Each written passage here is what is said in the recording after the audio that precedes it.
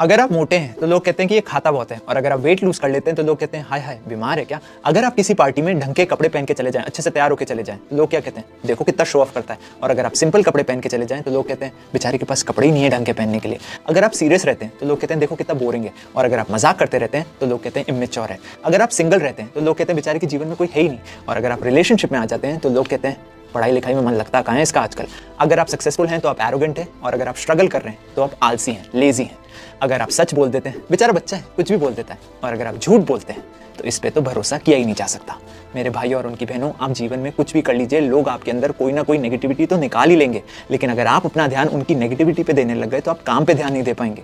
Solution, earphones लीजिए, लगाइए और मस्त अपने काम पे ध्यान देते रहिए।